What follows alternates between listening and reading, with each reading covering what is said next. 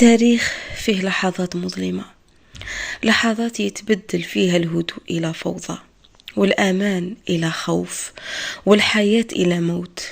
الجزائر عاشت واحدة من أصعب الفترات في تاريخها خلال العشرية السوداء، وين كانت المجازر والاختطافات والدمار جزء من الحياة اليومية.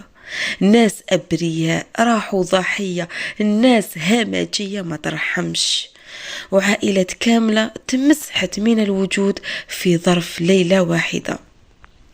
اليوم راح نحكي لكم قصة حقيقية، شهادة مؤلمة من رجل عاش هذيك الأيام وشاف الموت بعينه، لكن القدر خلاه يبقى حي باش ينقل لنا وش صار.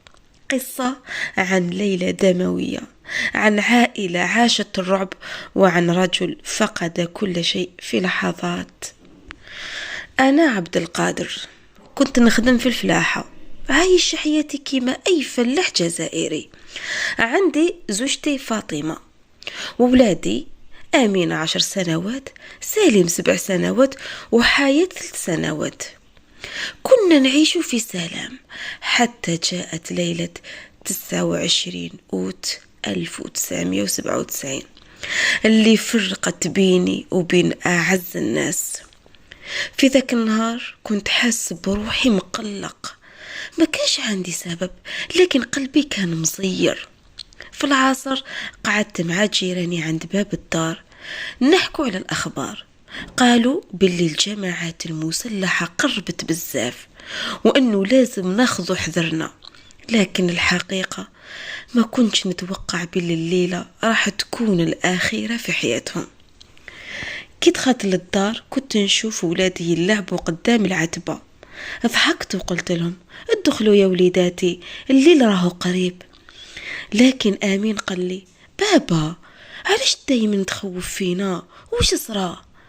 هزيته في حضني وقلت له لا لا وليدي، لازم برك الواحد ياخذ حذره، هذا ما كان.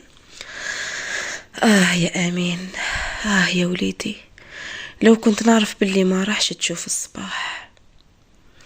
كانت 10 تاع الليل، كنا قاعدين في الغرفة، ولادي كانوا راقدين، ومرتي تحضر الحايك باش تخرج للصباح عن جارتنا. فجأة سمعنا طلق ناري، بعده صراخ، بعده صوت تكسير البيبان. قلبنا بدا يخبط. مرتي شدتني من يدي وقالت لي عبد القادر وشنو هذا؟ قلت لها هذا هو، راهم دخلوا علينا، بدا الجحيم. سمعنا ناس تصيح، رجال يستغيثوا، نساء تبكي وتطلب الرحمة، بولادي يصيحوا بأعلى صوتهم. ما قدرتش نتحرك، كنت كأني حجر. حتى مرتي قالت لي عبد القادر وليداتنا لازم نهربوا. كي خرجت للزنقة شفت الظلام ممزوج بالدم، المنازل تحرق، والرجال مذبوحين على العتبات، والأطفال مرميين في الزوايا. شفت جاري عمي الطيب هو يحاول مسكين يحمي مرته، لكن جابوه بالسيف وضربوه ضربة واحدة، طاح قدامي. رجعت نجري للدار، لقيت مرتي عند الباب، مسكينة كانت تبكي بصمت، وقالت لي عبد القادر ما راناش رايحين نخرجوا من هنا أحياء.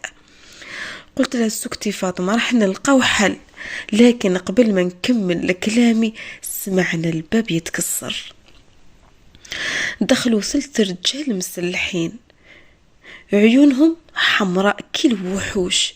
واحد فيهم صاح يا الكلاب فتوا علينا. شدوني ورموني على الأرض.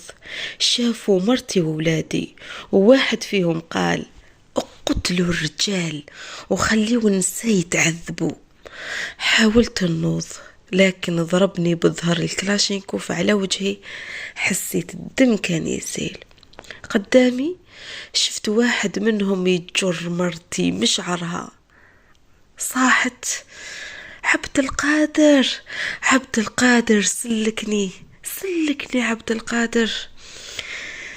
لكن ما قدرتش، كنت مربوط بالحبل. نشوف مرتي وهي تحاول تهرب، لكن المجرم غرز السكين في صدرها. عيطت عيطة واحدة، بعدها سكتت. أمام عيني مرتي ماتت. أولادي المساكن خرجوا من تحت السرير يصيحوا ويعيطوا: ماما ماما. واحد منهم كان عنده سكين مبلل بالدم، قال لي: شوف مليح باش تعرف بلي الليلة راح تكون آخر ليلة عندكم. ثم ذبح آمين قدامي. سالم حاول يجري لكن شدوه وقتلوه. بقات غير حياة بنتي الصغيرة اللي كانت تبكي وتشد في ثوب أمها الميتة.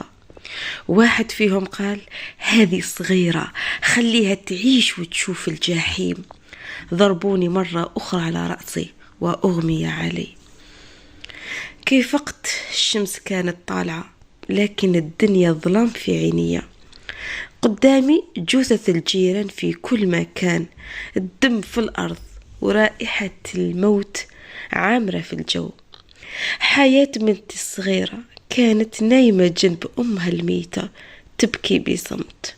حملتها وهربت، مشيت مشيت مشيت حتى وصلت للجيش. في الطريق حكيت لهم لكن ما كانش عندي دموع.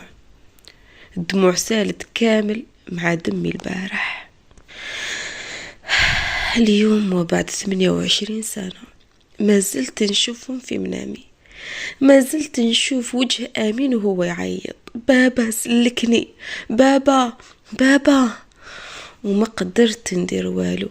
حياة كبرت لكن عندها آثار نفسية ما راحتش. كل ليلة تعيط في منامها: ماما، آمين، ماما.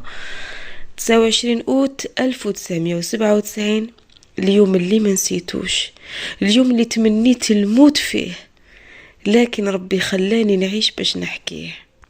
مرت السنين لكن الجراح باقية والذكريات ما زالت تعيش مع كل ناج من تلك الأيام. عبد القادر فقد عائلته، فقد كل شيء، لكن الشيء الوحيد اللي ما فقدوش هو ذاكرته.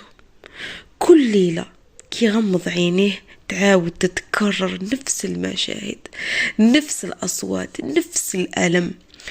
العشرية السوداء ما كانتش مجرد حرب، كانت كابوس حقيقي عاشوه الجزائريين وما زالت آثارها في النفوس حتى اليوم. اليوم رانا نحكو هذه القصص باش ما ننساوش، باش نظلوا حذرين وباش ما نسمحوش لأي واحد يرجعنا لسنوات الدم والدموع. رحم الله كل ضحايا الإرهاب وربي يحفظ الجزائر من كل شر.